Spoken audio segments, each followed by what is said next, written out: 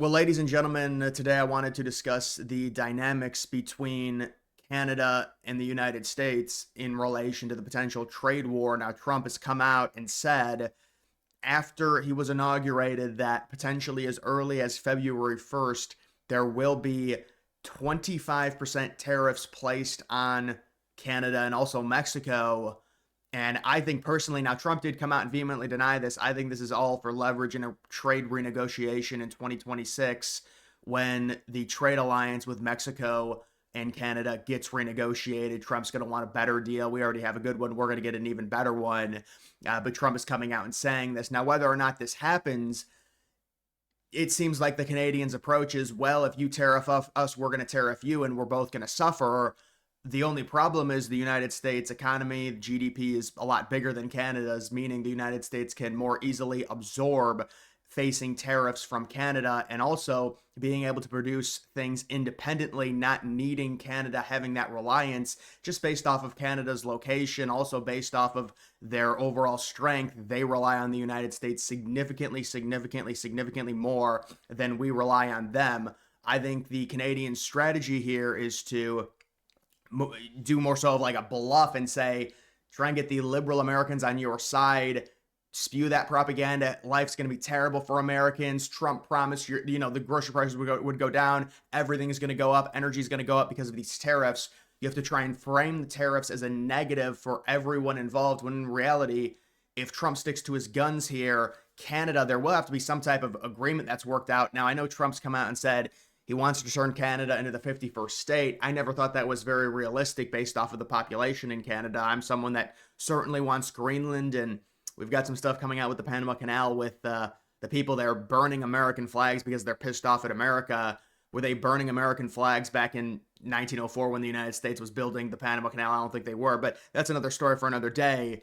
But just to get back to this Canadian thing, this is all posture. This is what you have to do if you are Canada and you're facing this. This would be brutal for their economy. But if Trump does go through with it, yes, it's going to hurt both countries, but it's going to hurt Canadians a lot more than Americans. Now, Trump says this is mainly because there's also illegals entering from Canada.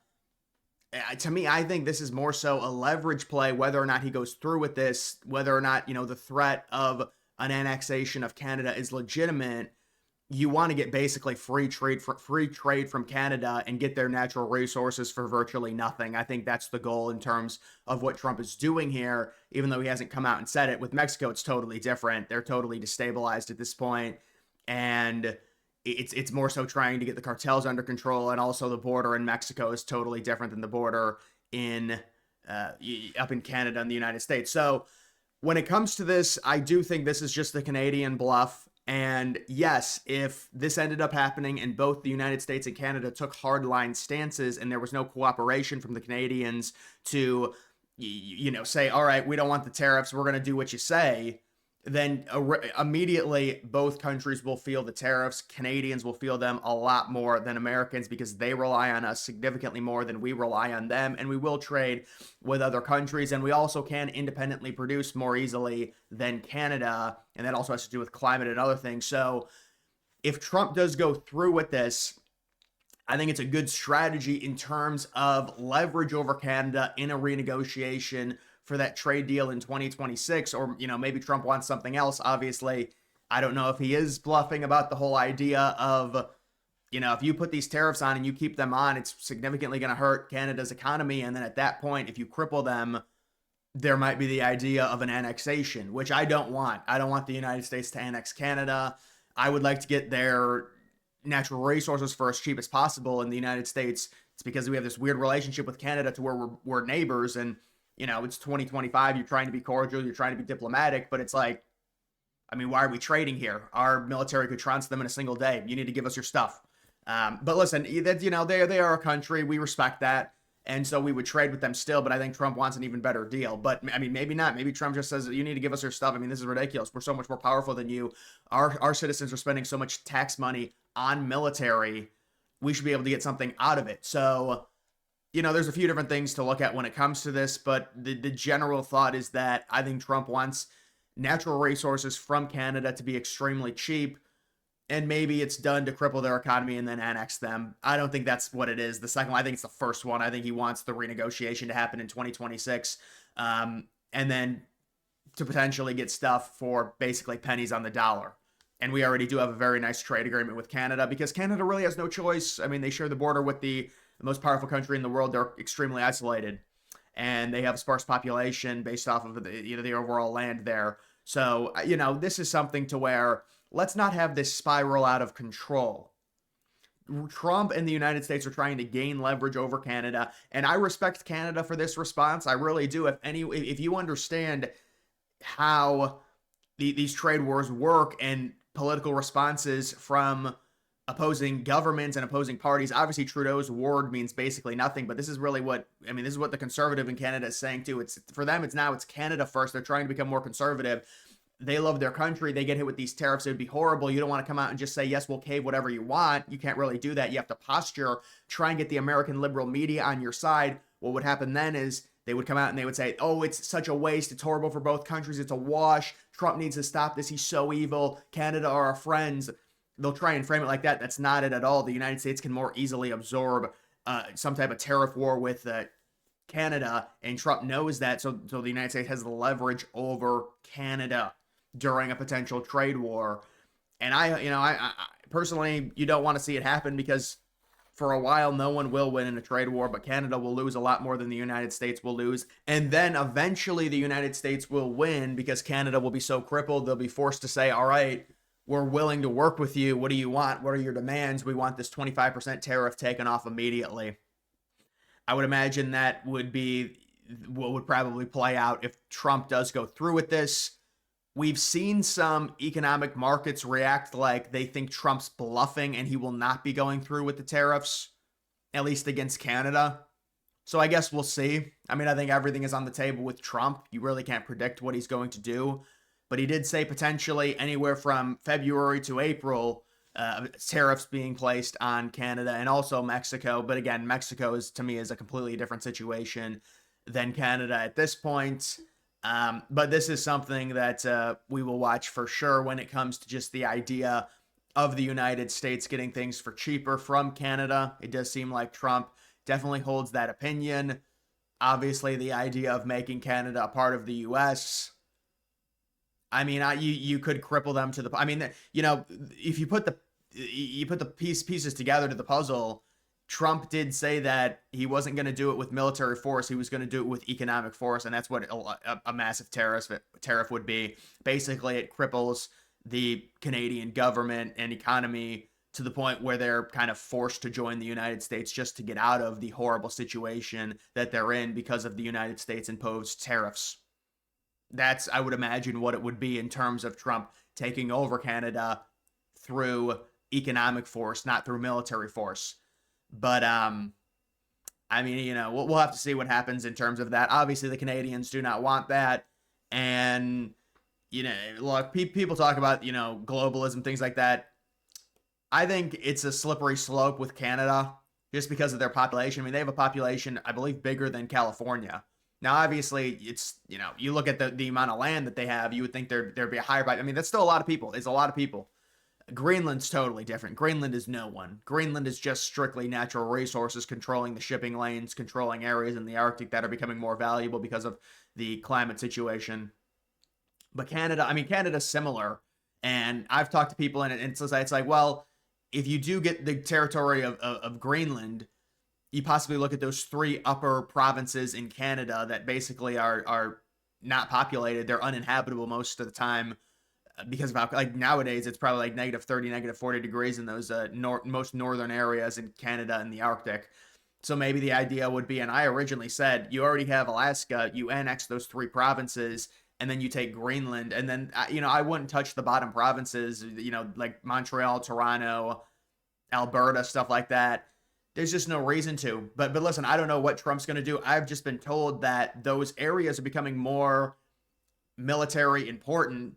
And for the United States, we are, this is North America. We do need to have full control of those areas to make sure they're safe. And for Canada, whether or not the United States wants to take Canada or just wants to control certain areas, it's a very good deal for them. This is the most powerful military in the world, and we are surrounded by oceans, and we need to make sure that the northern part of North America is secure. And so to me, it's like it's almost inevitable. And I've been told because of the climate situation, it is inevitable within the next 30 or 40 years, the United States is going to have to do something in those northern provinces in Canada to secure them. But I mean, that's down the line. Now, Trump maybe sees that and he's been told that, and he's saying, well, I want to make my name. So I want to potentially take those. I mean, look, I don't know what's going to happen with the United States and Canada in terms of this situation, but you kind of see it playing out. Like, these tariffs are going to cripple the Canadian economy. And of course, they're going to say, well, it's going to hurt the United States as well, but not to the same degree. For them, it's all about propaganda and trying to turn the American citizens against the idea of these tariffs. You basically just say, well, it's bad for both sides. Why are you doing this? When it's really, I mean, they are technically right. It is bad for both sides, but it's a lot worse, especially the longer it goes on, for Canada than it is the United States. So it becomes almost a propaganda war to where you try and turn the American citizens against the idea of tariffs, kind of like in a war situation. This is a waste of time. Why are we doing this? That's what they're saying. I think Trump needs to have a clear, defined plan on what he wants to do with this. Because what he's saying right now to me, he's saying, well, we're doing this for safety and because drugs and stuff are flowing over through the Canadian border into America. I mean, what he's saying, yeah, but that would not require 25% tariffs. That's absurd. The border situation in Canada is not. I mean, if you've seen the American Canadian border, it's like a tree line. And I'm not saying there isn't stuff happening up there, but it's not even close to Mexico. It's not like you would, oh, it's horrible in both spots. We need to do. So to me, it's something different. And again, Trump's hinted at the idea of crippling Canada's economy and forcing them into submission. So listen, I don't know what he's going to do, but people have to understand the liberal talking point is, well, this is going to drive prices up. And by the way, this is another thing that needs to be put into context. Under Biden, and I'm not going to talk about the whole who's to blame for inflation, whatever. Under Biden, through his 4 years, it was around a 20% inflation rate. That would be, I won't say 100, but that would be 10 times worse than the effect Canadian tariffs would have on America. Now, maybe certain items it would be worse. 20% inflation overall over the time frame of 2021 to 2025, which is when Biden was in, it would feel a lot worse, and it has felt a lot worse, and it's going to, even if this happens, it would feel a lot worse than Canadian tariffs on to the United States. And that's when they start picking out certain aspects like lumber, and they say, well, it's horrible. But when you combine everything within the economy, these tariffs are not going to have the same effect that the Biden inflation did at all. But again, they're going to pick stuff out and say, well, this is so bad. But either way, this feels, and this is why I originally wanted Trump in 2016. This is more of a business situation than a political one. Trump understands the United States has significant power over Canada based off of our location, based off of our military, based off of our economy, based off of their reliance on us. And so what is the negative in even in just threatening this? Because if you threaten this, it's going to make it changes the relationship dynamics with Canada just a little bit. When you have a liberal in office, and this isn't even a political party, so I'm just saying in general what these people want, they want to have a very friendly relationship with Canada, which is fine, right? And we want to have a nice diplomatic relationship. I want to have that. Trump, I think Trump probably wants to have that as well, although if he does want to annex them, what I'm saying is not true, if he actually wants to, because that he would not want to have a good relationship with it. He just wants to take them over. But most of it, and look, when it comes to that, it is what it is. That's another story for another day. But just in general, we can have a good relationship with them without being buddy-buddy. For the United States, it really doesn't make sense for us to have this buddy-buddy relationship. Buddy-buddy kind of implies that us and the Canadians are on equal footing, right? Like, we do things to help them, they do things to help us, which is technically true. The balance structure, however, is not. There is a lot more, leverage that the United States has over Canada that we really don't take advantage of. And I think this is Trump's business savvy coming into play and saying, why don't we take advantage of this? Which is our overall power over Canada when it comes to trading. Why do we have to trade with them? the way we are? Well, because it's, 2025 and we want to be nice. And it's like, I understand what Trump is saying here, but I don't even know if he'll go through with these tariffs. I'm not sure. He could be bluffing. With him, it's a longer game potentially. When it comes to 2026. So we'll have to see. But either way, guys, that is going to do it for this video. Make sure you follow me on X. Link to that's always in the description.